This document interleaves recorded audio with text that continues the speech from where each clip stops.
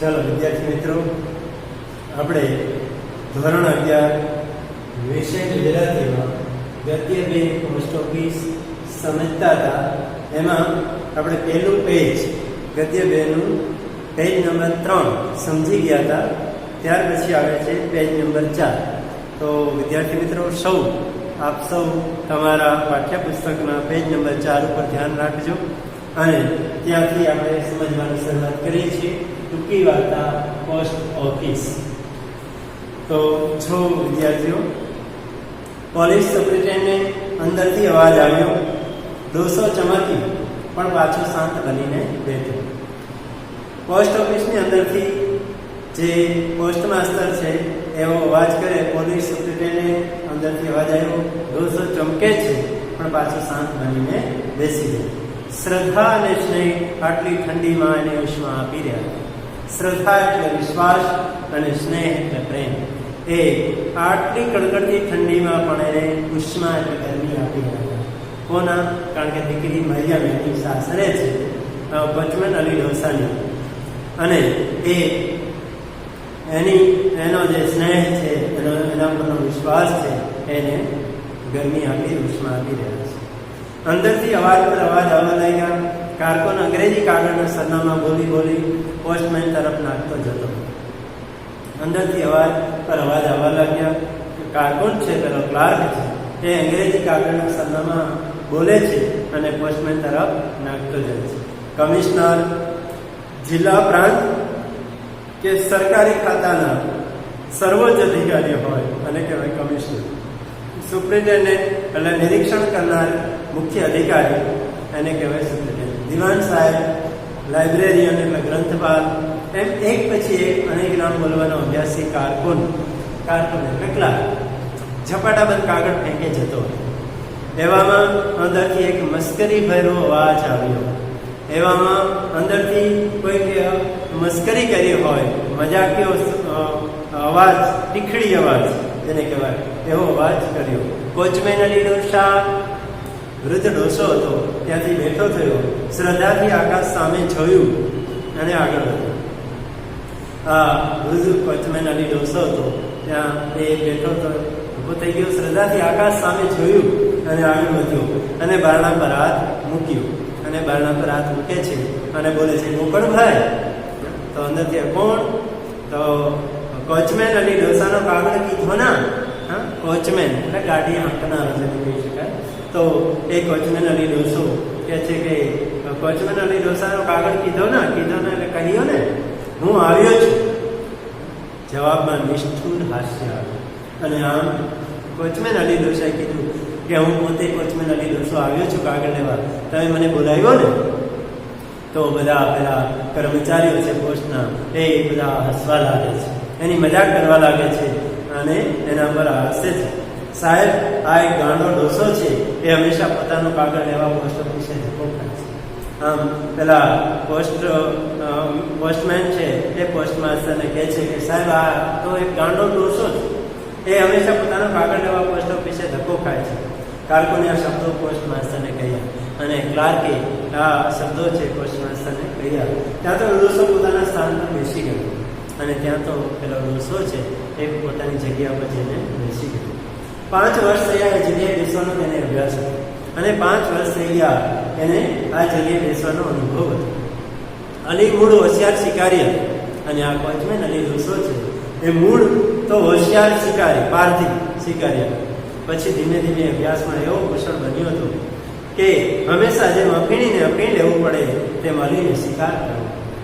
અને પછી એ તો એક કોચમેન અલી ડોસો એ શિકારમાં એટલો હોશિયાર, એટલો અભ્યાસમાં કુશળ, પ્રવીણ થઈ ગયો કે અફીણી જે બંધાણી વ્યસની માણસ હોય એને અફીણ લેવું પડે એમ અલીને શિકાર કરવો. ધૂળની સાથે ધૂળ જેવા બની જતા કાબર ચિત્રા તેતર પર અલીની દૃષ્ટિ પડે કે તરત તેના હાથમાં તેતર આવી જ પડ્યું. અને ધૂળની સાથે ધૂળ જેવા બની જતા પેલા કાબર ચિત્રા તેતર એક પક્ષી છે. તો અલીની દ્રષ્ટિ પડે અને તેના હાથમાં તેતર આવી જ પડ્યો હોય. એની તીક્ષ્ણ દ્રષ્ટિ સસલાની ખોમાં જઈ પહોંચી અને એની ધારદાર નજર છે એ સસલાને ખો એટલે બખોલ, જ્યાં સસલું રહેતું હોય એ બખોલમાં પણ એની નજર પહોંચી જતી. આસપાસના સૂકા, પીળા, કાંસડા કે રાપડાના ઘાસમાં સંતાઈને સ્થિર કાન કરી બેઠેલા ચતુર સસલાના ભૂરા ગલા રંગને ક્યારેક ખુદ શિકારી કૂતરા જુદો ન પાડી શકતા. અને આસપાસ સુકાઈ ગયેલું પીળું કે કાંસડા કે રાપડાના ઘાસમાં, એટલે એક પ્રકારનો ઘાસ, કાંસડા કે રાપડા, તો એ ઘાસમાં સંતાઈને સ્થિર કાન કરી બેઠેલો ચતુર સસલા ના ભૂરા મેલા રંગને ક્યારેક ખુદ શિકારી કૂતરો પણ જુદો ન પાડી શકતા. આગળ વધી જતા અને સસલું બચી જતું. પરંતુ ઇટાલીના ગરુડ જેવી અલીની દ્રષ્ટિ બરાબર સસલાના કાન પર ચોંટતી અને બીજે જ પડે તે રહેતું નહીં. પરંતુ ઇટાલીના ગરુડ જેવી, ગરુડની નજર જેવી અલીની નજર બરાબર સસલાના કાન પર ચોંટે, સ્થિર થાય અને બીજી પડે તો સસલું એ પકડાઈ ગયું હોય. વળી ક્યારેક અલી મચ્છીમારનો મિત્ર બની જાય અને ક્યારેક અલી છે એ મચ્છીમાર, માછલીઓ પકડવાનો વ્યવસાય કરનારનો પણ મિત્ર બની જતો. પણ જ્યારે જીવન સંધ્યા પહોંચતી લાગી ત્યારે શિકારી અચાનક બીજી દિશામાં વળી ગયો.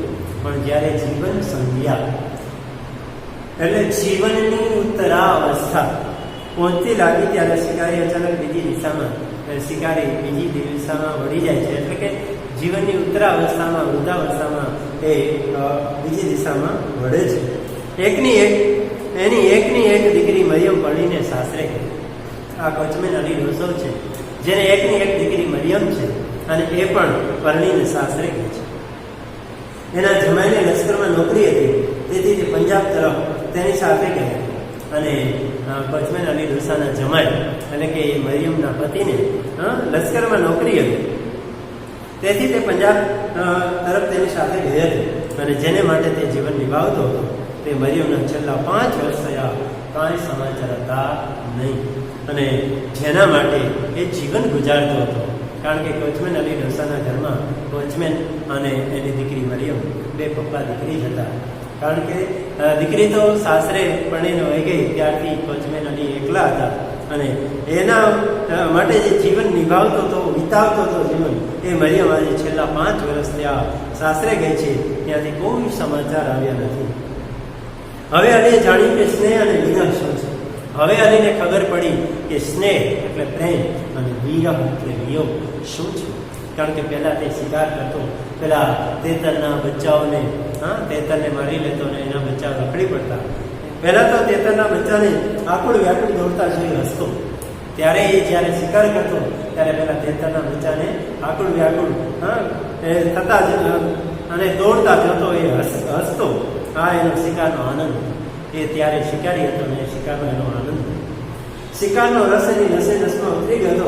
પરંતુ જે દિવસે મરિયમ ગઈ અને તેને જિંદગીમાં એકલતા લાગી, તે દાડાથી એને શિકારે જતા શિકાર ભૂલી સ્થિર દ્રષ્ટિથી અનાજના ભરચક લીલા ખેતર જોઈ રહેતા.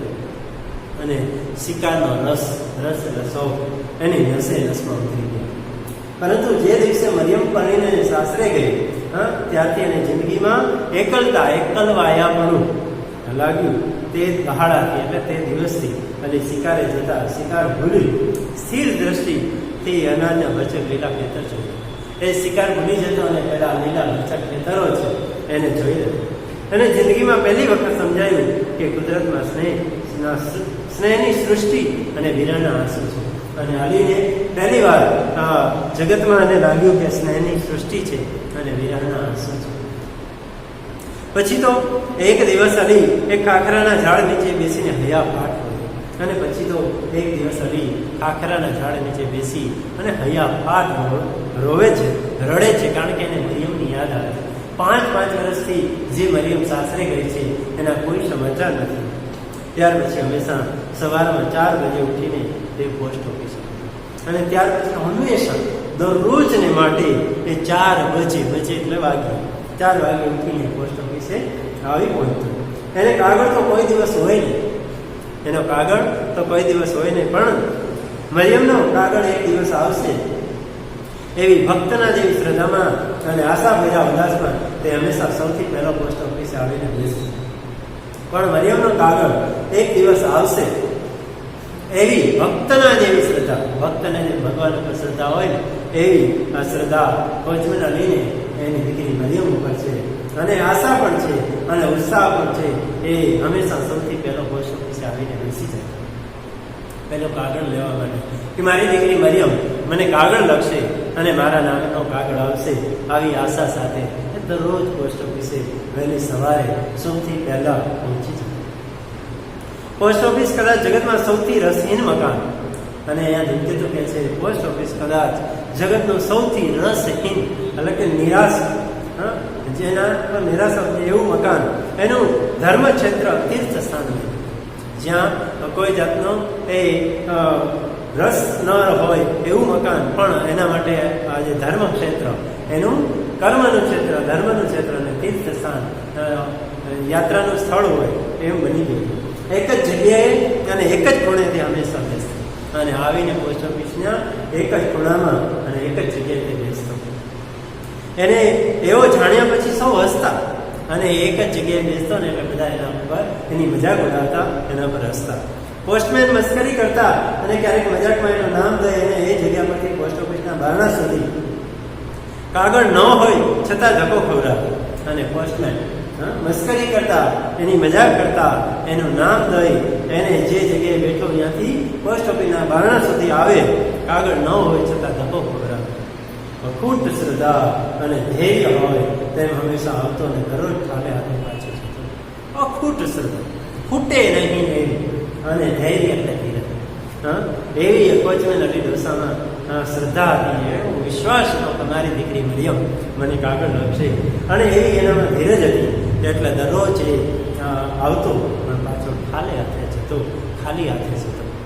અલી બેઠો હતો એટલામાં એક પછી એક પટાવાળાઓ પોતાની ઓફિસના કાગળો લેવા આવવા લાગ્યા. અને અલી બેઠો છે ત્યાં એક પછી એક પટાવાળાઓ ચપરાસી પોતપોતાની ઓફિસના કાગળો લેવા આવવા લાગ્યા. ઘણું કરીને પટાવાળા 20મી સદીમાં અધિકારીઓની સ્ત્રીઓના ખાનગી કારભારી જેવા છે. ઘણું કરીને એટલે મોટે ભાગે પટાવાળા એ ચપરાસીઓ જાણે 20મી સદીના અધિકારીઓની સ્ત્રીઓના ખાનગી કારભારી જેવા છે. એટલે કે અંગત વ્યવસ્થાપક જેવા મોટા અધિકારીઓ હોય અને એની સ્ત્રીઓના જે કામ હોય, ઘરના કામ કરી આપે, એવા એ પટાવાળાઓ હતા. એટલે આખા શહેરના દરેકે દરેક ઓફિસરનો ખાનગી ઇતિહાસ અત્યારે વંચાતો. એટલે આખા શહેરના જે મોટી મોટી ઓફિસો હોય એ ઓફિસોના પટાવાળા પોસ્ટ ઓફિસે ટપાલ લેવા આવ્યા હોય ત્યારે એ પોતાના ઓફિસરનો જે અંગત ઇતિહાસ હોય એ ત્યારે વાતો કરતા, અને એ અત્યારે જાણે વંચાતો. કોઈના માથા પર સાફો તો કોઈના પગમાં ચમચમાટી કરે તેવા બૂટ, એમ સૌ પોતાનો વિશિષ્ટ ભાવ દર્શાવતા. કોઈ માથે સાફો બાંધીને આવતા, કોઈ પગમાં ચમચમાટી ચમકતા હોય એવા બૂટ પહેરીને આવતા, અને એમ સૌ પોતાનો વિશિષ્ટ અલગ ભાવ જ દર્શાવતા. એટલામાં બારણું ખુલ્યું, અને એટલામાં બારણું ખુલે છે. દીવાના અજવાળામાં સામેની ખુરશી પર તુંબડા જેવું માથું ને હંમેશનો દિલગીરી ભેરો ઉદાસીન જેવો ચહેરો લઈ પોસ્ટ માસ્તર બેઠા. અને એટલામાં બારણું ખુલે છે. અજવાળામાં સામેની ખુરશી પર તુંબડા જેવું માથું, તુંબડા આકારનું માથું, અને હંમેશનો દિલગીરી ભેરો એટલે દુઃખી, ઉદાસીન જેવો ચહેરો, ઉદાસ ચહેરો લઈ પોસ્ટ માસ્તર બેઠા હતા. કપાળ પર, મોં પર કે આંખમાં ક્યાંય તેજ ન હોય ત્યારે માણસ ઘણું કરીને ગોલ્ડ સ્મિથનો વિલેજ સ્કૂલ માસ્તર આ સદીનો કારકુન કે પોસ્ટ માસ્તર હોય છે. અહીંયા જે ધૂમકેતુ કહે છે કે પોસ્ટ માસ્તરને પણ ત્યાં કંઈક આવી ઘટના બનેલી છે કે એની દીકરી પણ સાસરે છે, અને એ પણ આજ ઘણા વર્ષો થઈ ગયા, એના પણ કોઈ સમાચાર નથી, એનો કોઈ પત્ર નથી. એટલે એ પણ નિરાશ છે. અને કપાળ ઉપર કે એના મોં પર કે આંખમાં ક્યાંય તેજ ન હોય ત્યારે માણસ ઘણું કરીને એટલે મોટે ભાગે ગોલ્ડ સ્મિથનો, એટલે કે એક અંગ્રેજ લેખક, વિલેજ સ્કૂલ માસ્ટર એટલે એ અંગ્રેજ લેખકની જે કૃતિ છે એનું એક પાત્ર છે સ્કૂલ માસ્ટર. આ સદીનો કારકુન એ પોસ્ટ માસ્ટર હોય છે. આ સદીનો એક ક્લાર્ક કે પોસ્ટ માસ્ટર હોય છે, એ એની ઓળખ બતાવે છે. આમ પેજ નંબર 4 સુધી આપણે આ વિડીયોમાં રાખીએ. ત્યાર પછીના વિડીયોમાં આપણે કંઈક